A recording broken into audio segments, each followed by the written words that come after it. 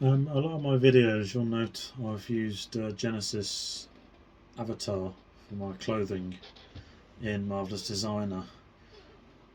If you create just a base 8.0 avatar, it's best to remove the eyelashes just to simplify the geometry a little bit, and then export this as an OBJ. I'm just going to call mine a G8 female A pose.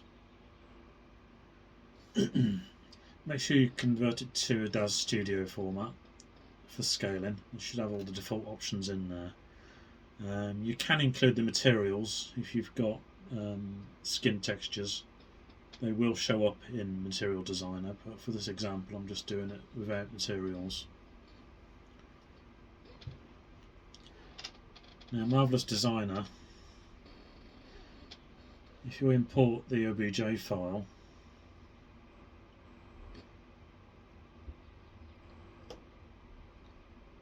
import it, make sure it's imported as an avatar. It will have the scaling as centimeters for Daz Studio. Don't align it to the ground, whatever you do, because that will throw all the clothing out of position.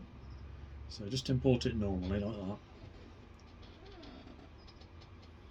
If I'd imported that with materials, you'd see it all textured as well, which can help if you've got like if you want to know where the belly button is or something, you know.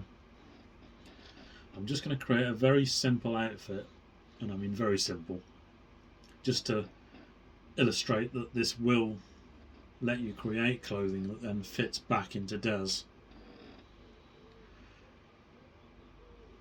So a bit of a Wilma Flintstone outfit, I think.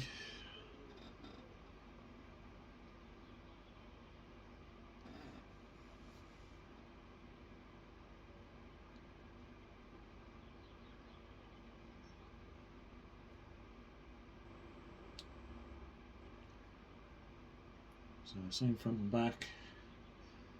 Make sure the face is the right way around.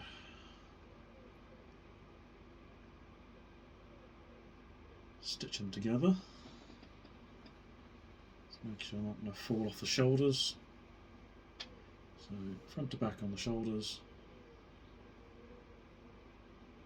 And draped. So you can see the avatar's working in Material Designer fine. Just stitch the sides up. Now there's a little note to be said about the attachment points. The way I've exported my OBJ, although the clothing fits the body, you see the attachment point function won't work in Material Designer. And I'm pretty sure this is because of the complex geometry inside the head on Daz. It's failed to find attachment points inside the mouth, so it hasn't bothered at all. Now to cure this, you can see the normal arrangement points are fine, but the attachment points don't light up.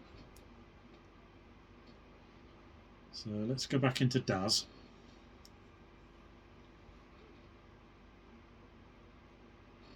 Now we're just going to expand the geometry, the scene tree a little bit on the head.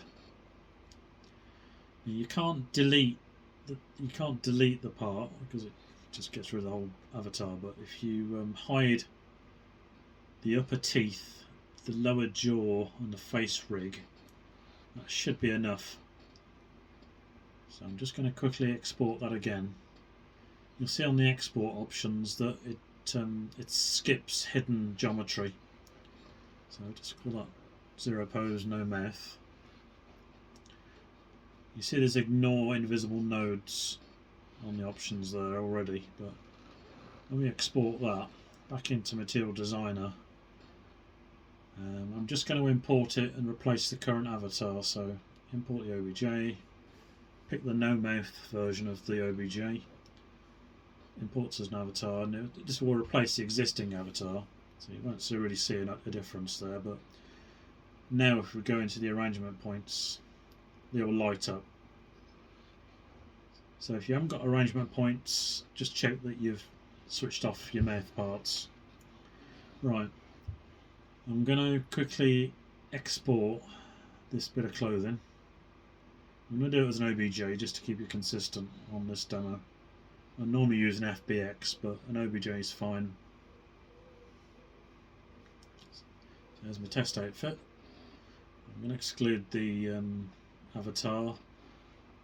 Make sure it's single object with welded, thin geometry. I'll turn off the maps just because I haven't set anything up yet. And then back into Daz. File, import.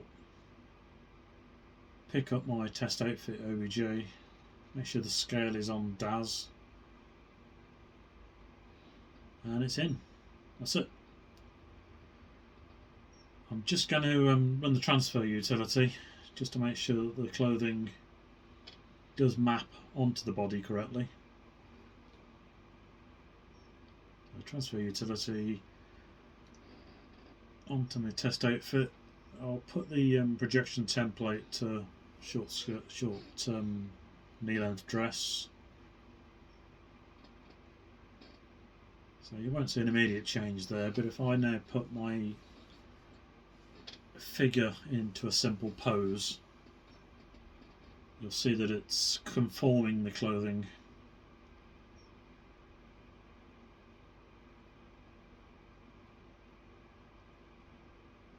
There we go.